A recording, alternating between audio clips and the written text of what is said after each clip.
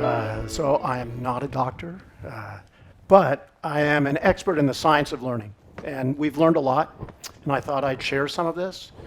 I think it could do some good things for medical education.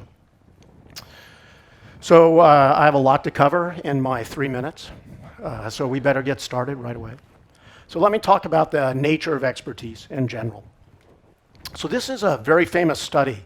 This was the first study of human performance, and it was looking at teletype operators. And so the curves show how many words they could receive or send per minute, and over the amount of time they've practiced. So what you see here, this is how much they improved at sending messages. And it has a very distinctive curve to it, and it's called the power law of learning. So what happens is you get good fast. You learn about 80% of the skill in 20% of the time. And then it starts to flatten out. And this flat part takes a lot of time to just squeeze out the last inefficiencies. And so expertise is way out there. So it takes a long time to become an expert. And so it turns out that just being exposed, just doing the day-to-day isn't enough to develop expertise.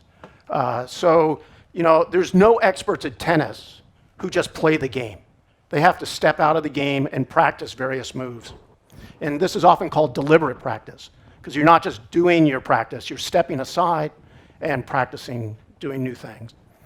So let me prove to you that exposure doesn't make an expert. You've probably handled thousands of pennies over the years. You can tell me which one of these is the real penny.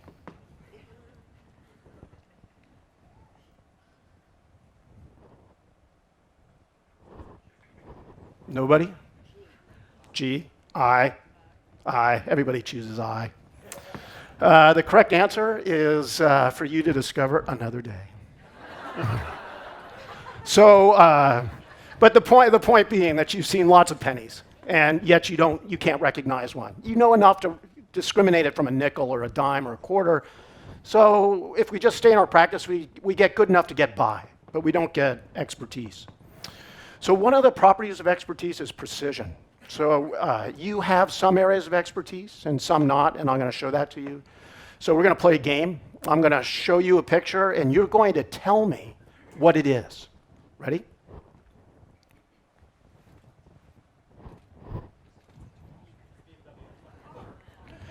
So I heard car, I heard expensive car, I heard BMW X5. So that's almost expertise. This is a 2007 BMW X5. So now you understand the game. Okay, here's the next one. Bird. Bluebird. Okay, so if you're bird experts, you know this is an indigo bunting. If you're a really good expert, you know it is a male indigo bunting. Okay, one more. This one you will have expertise on. So the thing that comes to mind isn't mammal, right? It's not human, it's not male, it's Denzel. So you have a great deal of expertise and you can see it quickly. So this is one of the things that experts have, is the ability to see with precision. Another thing that experts have are often, this is more familiar, amazing feats of memory and skill. And so medical education is really focusing on the memory quite a bit. So this is a famous Japanese scholar, Jio Hatano, studied abacus masters. And so in Japan, you have abacus competitions. And these people practiced a tremendous amount. And so they could do amazing arithmetic feats. So even without the abacus, they can solve this problem, hearing one number every 2.5 seconds. Okay, so keep up, see what you can do. Wait, that was too fast. Not even they could do that. There we go.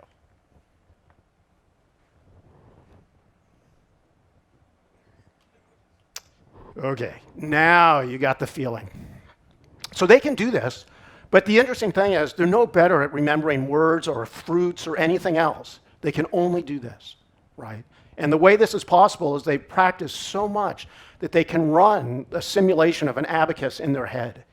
And every year that they practice, they're able to add one more column to their abacus. So the super masters have abacuses that are 15 digits long. Okay, so expertise, more precise, faster, more accurate. Turns out there's different types of expertise. So the abacus masters showed what we often think of expertise is stunning efficiency. They were fast, they were accurate, and low variability. The problem is their continued learning was quite narrow. They did not like to be disrupted. So any change in circumstances, and they would say stop. Right? It always had to be a very stable environment. And they didn't use their great math abilities to learn anything else. They just worked on the abacus. So the abacus masters displayed what's known as routine expertise, a very high level of efficiency at a recurrent task. Right? So they get very good, and we often think of this. Well, we want, the person on the assembly line, fast, fast, fast. The problem is, this kind of routine expertise is very good for very stable environments. So if you are all experts, routine experts at reading words. And that's because words are a very stable environment. They're always left to right, whether they're on a screen, a poster, a book, a billboard. And so you want to be fast at this. You want to decode. It's a very stable environment. It gets very problematic, though, this routine expertise, when things change. So I think it was about 2 Summer Olympics ago that the vault had been set a 1/4 inch too low, and the women gymnasts were wiping out. They would hit it and they'd flail because they had trained so hard for this single environment, and a small change threw them off. And so what happens is you get this routine expertise, which is a lot of knowledge, and you start to see what you know, and you don't see what's new. So there's the famous story, the tale of the tomato. So a group of engineers decided that they needed, tomatoes were being picked by hand, and this is very expensive. So they decided, the problem they set for themselves was, we're going to make a mechanical picker that does not bruise the tomatoes. And so they worked on this for a while, and they made some progress, but not enough. Eventually, they bumped into some biologist who said, well, why don't you just make the tomato skins thicker? And that's why the tomatoes are thicker now. And so the story here is the engineers had presupposed the answer in their question. They were blinded by their own knowledge, right? Because it was what they knew, and so they were looking for their keys in the light. Land, who invented the Polaroid camera, called insight the sudden cessation of stupidity. And what he meant by that is that you sort of realize, I've been relying on all my prior knowledge, and I need to get out of the box. So there's another kind of expertise, which is adaptive expertise. And adaptive experts continue learning in the face of new changes. And they have a number of characteristics. They'll try out new ideas and situations. They'll seek principled explanations instead of good enough to get by. And they'll avoid retreating to the familiar. Right, so these are the people you want. They continue learning new things, growing, not making assumptions. It's important to know the press to efficiency interferes with adaptive expertise. Because if you have routine expertise, you're quite efficient, and it's hard to let go of that, to go and try something new, to step away from your routines to pick up something new. And therein lies the problem. So doctor's expertise, much of medical practice is routine expertise. If you're getting a procedure, you're quite wise to ask the doctor, how many of these have you done? Right? The more is better. But at the same time, there's a need for adaptive expertise. So doctors may start diagnosing what they know, not what is new. So instead they'll just ignore this one symptom that doesn't fit their diagnosis, because they have a very familiar diagnosis that they use a lot. And then the methods change constantly, so they have to be updated, right? And so they need to keep adapting to new things. I had a dentist, and I didn't quite realize that he was 20 years behind the time until he retired, right? He just hadn't gotten any of the new tools or anything, and then I got a new dentist who's now cost me about $30,000, but that's another story. So here's the problem. How can doctors be adaptive experts in environments that relentlessly press for efficiency? right? It's the number one complaint. I don't have time, right? I don't get to sleep. So let me give a story about a famous study on diagnosis. This was done by the American Child Health Association, and they were worried about tonsillectomies being offered too much. The cost was high, and there was a risk of death because they were using chloroform back in the day. And so what they did is they got 1,000 11-year-olds. They took a random sample, and they had discovered that about 611 had had their tonsils removed. And today it's about 1%, so we've kind of changed our practice. The interesting part is they took the ones who had not been diagnosed yet as needing a tonsillectomy, and they gave them to brand new physicians. And those physicians, of those 389 kids that were left, they diagnosed that 175 needed tonsillectomy. And then they did it again. They took the remaining 214 who had yet to be diagnosed, and they gave them to another group of physicians, and they recommended that 98 get a tonsillectomy. What happens next? They take the last 116, they go to new doctors, and they find out that 51 got recommended for a tonsillectomy. So out of 1,000 kids, only 65 were not diagnosed for needing a tonsillectomy. How is this possible? Right? It's sort of insane. But if you look at the numbers, it becomes really clear. It's 45%, 46%, 44%. So the doctors knew that in the population, about 45% of kids need tonsillectomies. So they were using that to drive their diagnosis. And so, what do you do about this? Because it's sort of a good strategy to use proportionality to guide your diagnoses, but it's wrong, right? And so how could these doctors learn to get better? So Thorndike, who started much of psychology, has a famous study where he gave people sheets of paper and pencils, and he had them draw circles for 4 hours. And yeah, psychology does some small things. But so it turned out that these people did not get any better after drawing the circles. The reason? They didn't get feedback. Right? So people need feedback to learn. I met this kindergarten teacher who said to me, practice makes perfect. And she said, permanent. Right? So you keep doing it, but if you don't get feedback, you're just going to get permanent bad habits.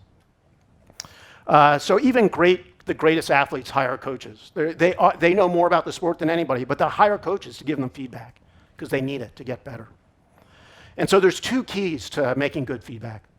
One is your attitudes towards feedback, and the other is systems of feedback. So let's talk about attitudes. So there's two dimensions to feedback. One is the reinforcing value, so reward, punishment, positive, negative.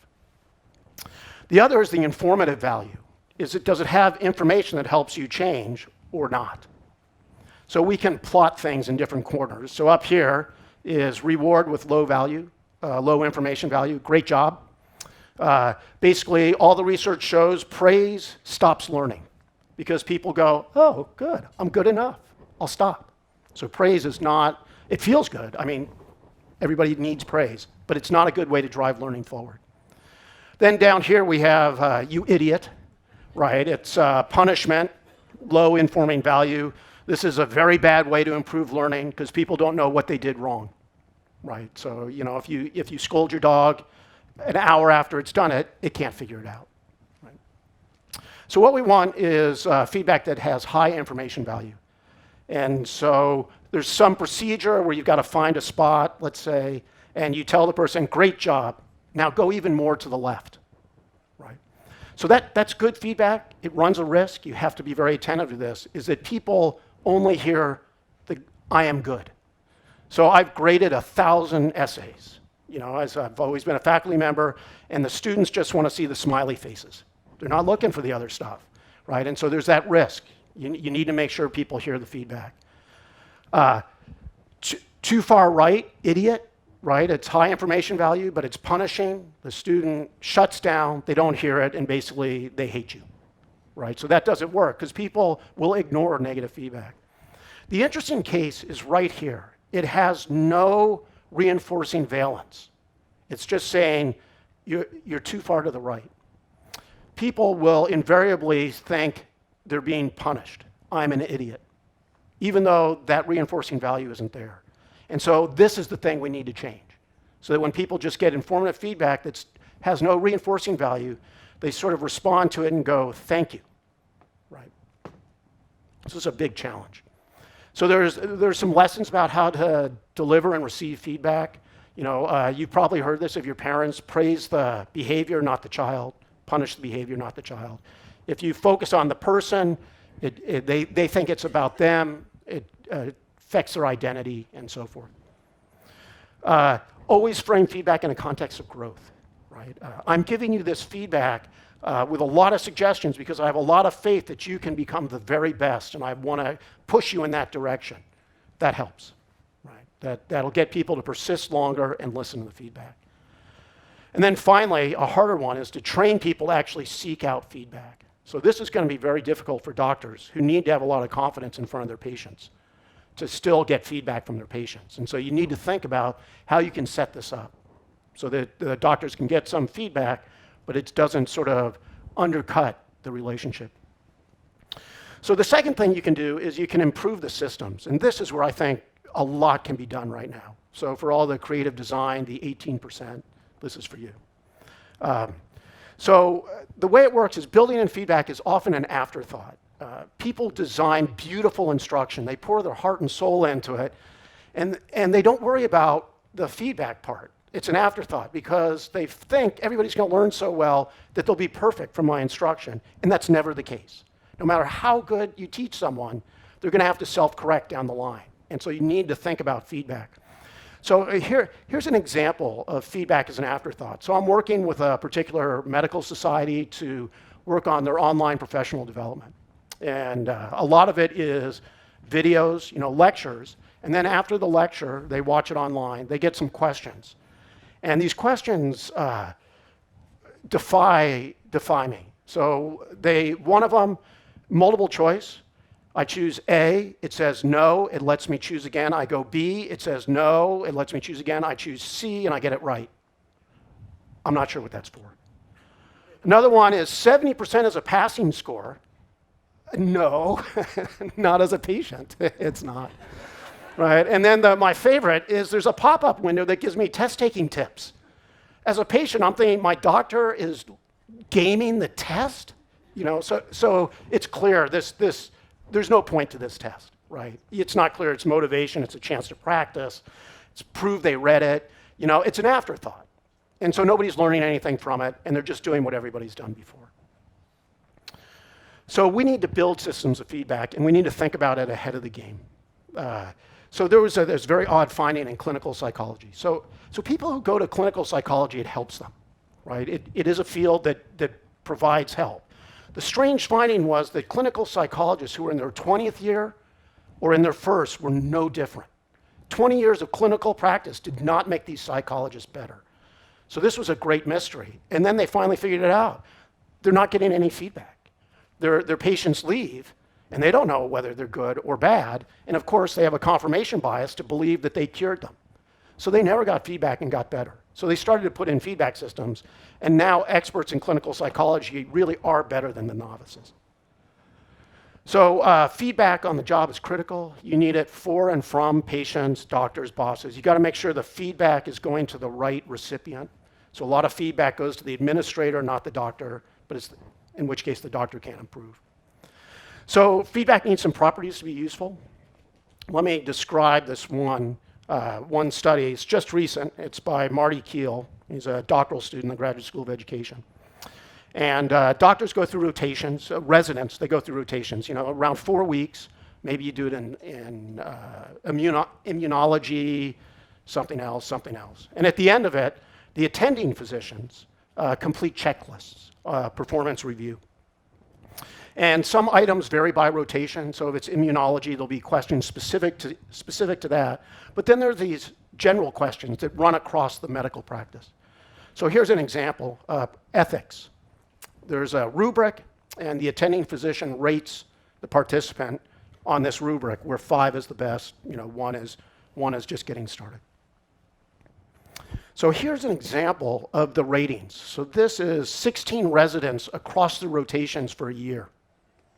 Okay, And so the thing to notice is the incredible variability. So each of these plots is a different person. So let me zoom in on, I've kept it fuzzy to protect the anonymity of 7179. Well, I'm not going to give you the letters. So if you look at this bouncing, it's sort of crazy, right? This person's going from a 4 to a 2 to a 1. So what's going on here is this is attending physician Dr. Green, who gives 3.5. This is attending physician Dr. Red, who's giving a 2. These are other attending physicians. So the story is that we can predict a resident's score better by knowing who's the attending physician than the resident's prior ratings. There's zero reliability in the system because it's just up to the attending physician, and they have their own decisions, and they're not being particularly trained. And so very low reliability makes useless feedback. So the residents complain about this, and so you get the idea. We can fix this. This is easy to fix. You just need to pay attention to it. So there's other good key feedback properties. It should be specific, so you know exactly what is the behavior or the thought that needs to change. It needs to be timely. If you do it too late, people won't remember what they did, and so they can't adjust. It needs to be understandable. You need to be able to respond so that you can tell. So I get lots of feedback from my bosses, the provost. I don't know what they're telling me. I don't understand them, right? So that's not good feedback. It's good, so I'm just stubborn and keep doing the same thing. It needs to be non-threatening. If you put feedback in the context of a reward system, it changes the game, right? People will start to ignore it if it's negative, and if it's positive, they'll just try and do exactly the same behavior over and over. And then finally, you need to give feedback on things that people can change, right? So giving feedback about your soul is dark, that's not going to help. Okay, so in conclusion, doctors need to be adaptive experts. It takes a long time. We've got systems set up for them to be routine experts, although they don't get enough time to do deliberate practice. But they need to change their practice. They need to continue to grow. One place to make a lot of push on that is feedback. This is on the job. How do you get them information? Feedback's essential. You can do it. We can make systems for it. There's a lot of room for creativity. Doctors should get dashboards. If they are very ambitious, they can go through the data records and sort of see how they're doing relative to other doctors with the same clientele in the same profession. But that takes too much work. So we can make dashboards that would make it much easier for them to evaluate how they're doing. Patients also get dashboards, so they can get some feedback about how well they're getting from the doctor, from what they want, and so forth. The challenge is you need people who want feedback, right? We just want praise. And so the answer here is you want to start early, right? You want to start in high school. You want to start in elementary school. You want to start in undergraduate medical education to get people to start realizing the feedback's what I want, and don't treat it as a criticism. So I'm going to stop here. It's enough for now. I don't particularly want your feedback at the end of this, unless it's applause. This talk was sponsored by the letters Deliberate Practice and Feedback, and I thank you for your time.